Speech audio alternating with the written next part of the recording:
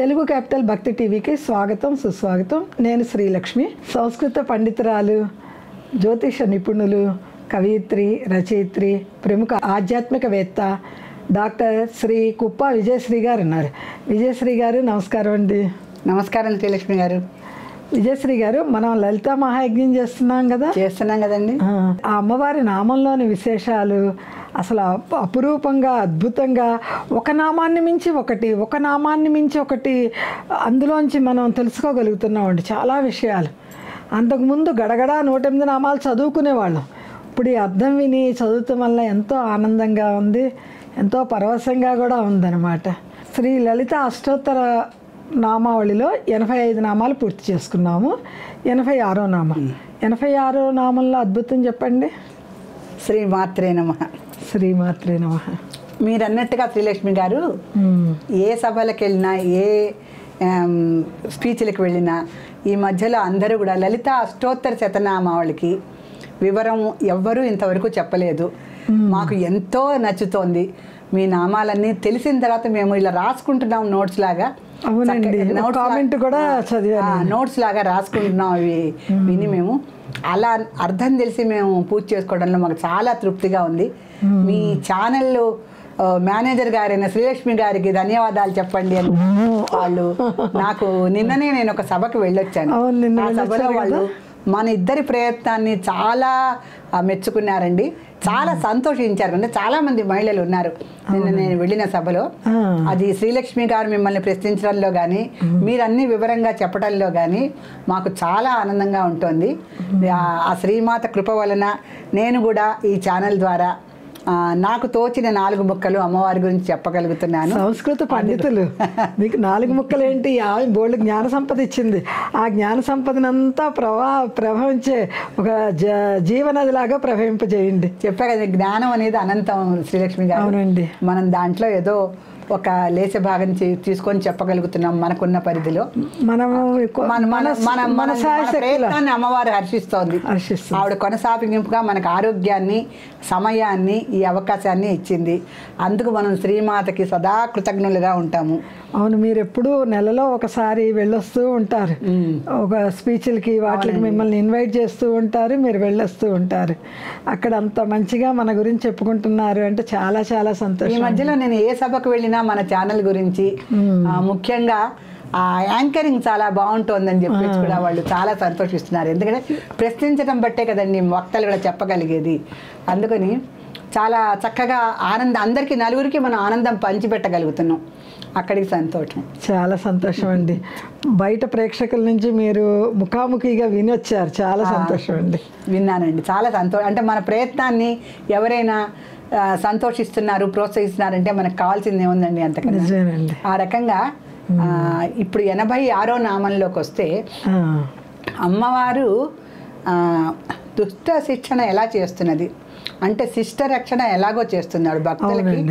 ఆవిడ కరుణా తరంగితాక్షిం గనక ఆవిడ కరుణ నిండిన కన్నులతో ఎప్పుడు ఆవిడ అందరినీ కూడా ఆవిడ రక్షిస్తూనే ఉంటుంది. కాకపోతే దుష్టుల్ని కూడా శిక్షించాలి కదా. ఎలా శిక్షిస్తోంది ఏమిటి అంటే, ఇక్కడ బండాసురుడిని యుద్ధం చేసే సమయంలో బండాసురుడిని ఆవిడ ఏ విధంగా శిక్షించింది, సంహారం ఏ రకంగా చేసింది, అదంతా కూడా క్లియర్గా వర్ణించారనమాట. అంటే మనకి లలితా శాస్త్రంలో కూడా ఒక 10 నామాల వరకు వస్తాయి బండాసురుడి గురించి. బండాసురుడి మీద ఎక్కువ బాగానే వస్తాయి. మొదట్లోనే ఆవిడ ఎలా అంటే ఆ శూన్యక అనే నగరాన్ని ఎలా ఆవిడ నాశనం చేసింది, అతని పుత్రుల్ని ఎలా నాశనం చేసింది, ఇవన్నీ కూడా వివరంగా వస్తాయి. ఇక్కడ నామం ఏంటంటే భండాసుర శిరశ్చేద నిపుణాయై నమో నమః. బండాసుర శిరచ్ఛేద నిపుణాయై నమో నమః. నిపుణాయై నమో నమః. ఈ నామంలో విశేషం ఏంటంటే నిపుణత్వం. అమ్మవారు ఎలాగో రాక్షస సంహారం చేసినప్పుడు తలకాయ నరికేస్తారు, అందులో కూడా ఒక నిపుణత చూపించింది. అంటే ఒక పని చేసినప్పుడు నైపుణ్యము, నిపుణత ఉండాలి కదండి. ఇందులో దేవతలకు ఎందుకు ఉండదు, కానీ ఈ నైపుణ్యం ఆవిడ ఎలా వాడిందంటే, మామూలుగా అయితే ముందు వాళ్ళని కదలకుండా చేయటానికి హస్తాలు, కాళ్ళు నరికేస్తారు యుద్ధాల్లో సాధారణంగా. అదే యుద్ధాన్ని రథం ఉంటుంది కదా, ఆ రథాన్ని కూడా తునకలు చేసేస్తారు. అవును, రథ చక్రాలని ముందు చేసేస్తారు. అప్పుడు నిరాయుధులై వాళ్ళు కిందకు వచ్చి పడున్నప్పుడు అప్పుడు వధిస్తారు. కానీ అమ్మవారి నైపుణ్యం ఇక్కడ ఏమిటంటే ఈ రాక్షసులకి రథాలు పాడు ఏమి ఉండవు, వీళ్ళు అదృశ్య రూపులై ఉంటారు. అవునండి, ఇప్పుడు మాయలు మంత్రాలు విఠలాచారి సినిమాలో చూస్తూ ఉంటాం కదా, అట్లా నిమిషాల మీద ప్రత్యక్షం అవుతారు, మళ్ళీ అటు వెళ్ళిపోతారు, ఇటు వస్తూ ఉంటారు. పైగా ఆకాశ యుద్ధాలు చేస్తారు వాళ్ళు, భూమి మీదకి రారు. భూమి మీదకి వస్తే ఆకర్షణ శక్తితో కొన్ని కొన్ని జరుగుతాయి వాళ్ళకి, అందుకని వాళ్ళు ఎప్పుడు అదృశ్యము ఆకాశ యుద్ధాలు. ఏంటంటే భూమి మీదకి వస్తే ఆకర్షణ శక్తి కదండి భూమికి, ఆకర్షణ శక్తితో కొన్ని కోల్పోతారు. రాక్షసులకు అంత బలం లేదు, అందుకని వాళ్ళు ఆకాశంలో నిలబడే చేస్తూ ఉంటారు. అందుకని ఆకాశ యుద్ధాలు చేస్తూ ఉంటారు, ఎప్పుడు అదృశ్యాలుగానే ఉంటారు. అమ్మవారు ఏం చేసింది, అమ్మవారి ముందర బండు ఏమిటండి, అసలు బండు అంటే శ్రీలక్ష్మి గారు బండవాడని అర్థం. బండు అంటే బండ, వీడు బండ వెధవ అనమాట, ఈ బండాసురుడు. అవును, మనం మామూలుగా సహజంగా వీడొక బండోళ్ళే అనుకుంటా, మాట వినకపోయినా సరిగ్గా పనులు చేయకపోయినా వీడొక బండోడు అంటాం. అలాగే ఈ అమ్మవారు కూడా వీడు బండోడ్లే, వీడేం చేస్తాడు, వీడి యొక్క శిరస్సులో ఉన్న ఆలోచనల్ని, వీడికి శిరస్సులో రకరకాలైన క్రూరమైన ఆలోచనలు ఉన్నాయిగా, వాళ్ళ బుద్ధులే. బండు యొక్క శిరస్సులో ఉన్న ఆలోచన ఏంటంటే సృష్టిని ఆపేయాలి. అందుకని అతను ఏం చేశాడంటే దేవతలందరినీ రసహీనం చేసేసాడు, అక్కడ పునరుత్పత్తి లేకుండా చేశాడు స్త్రీలందరినీ కూడా, స్త్రీలకి సంతాన యోగ్యత లేకుండా చేశాడు. అసలు ఈ శిశువులంటేనే భగవంతుడితో సమానం. అవును, శిశువులను చూస్తే భగవంతుడితో చూసినట్టే అలా సమానం. కృష్ణుడు ఏ పసిపిల్లని చూసినా చిన్న కృష్ణుడినే ఆలోచిస్తాం, బాలరాముడిని. ఎవరో అన్నట్టు బాలల సేవ భగవంతుడి సేవ అన్నారు, బాలల సేవ భగవంతుడి నావట. అలాగే బాలల సేవ చేస్తే మనం భగవంతుడి నావలో ఎక్కి కూర్చున్నట్టే. అంత చక్కటి బాలల యొక్క ఉత్పత్తిని, అంటే సంతానోత్పత్తిని మొత్తం అంత నిర్వీర్యం చేసేసాడు. అంటే రసం అనేది లేకుండా రసహీనత కల్పించాడు దేవతలందరిలో కూడా. అందుకని రసహీనత అంటే రసం అనేది ఉంటే కదండి, శృంగార రసం అనేది వాళ్ళల్లో ఉండాలి, చక్కగా కరుణ రసం ఉండాలి, నవరసాల్లో ఒక రసం ఉండాలి కదా.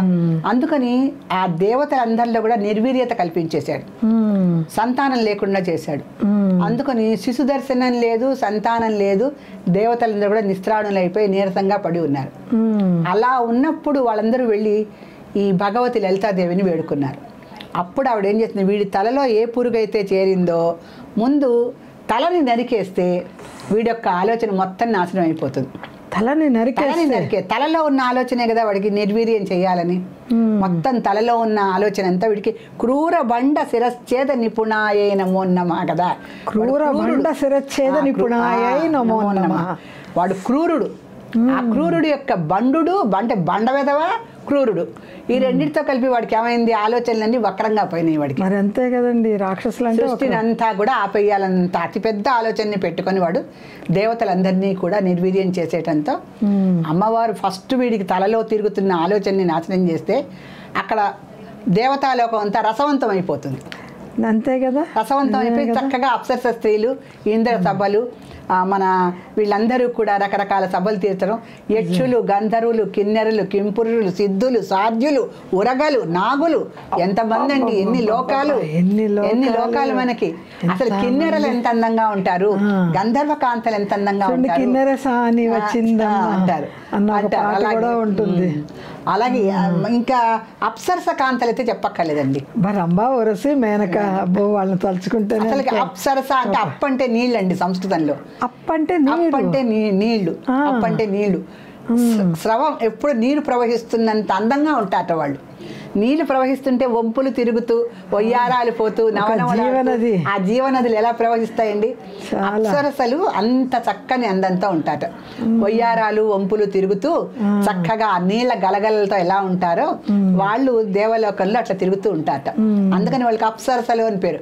అప్సరసలు అయినప్పటికీ కూడా వాళ్ళు రంభ, ఊర్వశి, ఉల్వచి, మేనక, తిలోత్తమ ఈ పేర్లన్నీ ఉన్నాయి కదా. ఈ అప్సరసలందరికీ కూడా ఈ క్రూరబండ శిరశ్చేద నిపుణాయే నమో నమః చాలా అతి లాఘవంగా, అతి నైపుణ్యంగా ఆవిడ అతని శిరశ్ఛేదన ముందు చేసేసింది. ఏకంగా శిరస్సునే ఖండించారు. మరి అలాంటి దుష్టబుద్ధులు ఉన్న వాళ్ళని అమ్మవారు అంతే చేయాలి కదండి. మరి ఆ దుష్టబుద్ధి పోవాలి అంటే ఆ శిరస్సులో పుట్టినవన్నీ పోవాల్సిందే. శిరచ్ఛేదం చేసేయాలి. ముందు చేయంగానే ఆలోచన అనేది వాడికి తెగిపోయింది.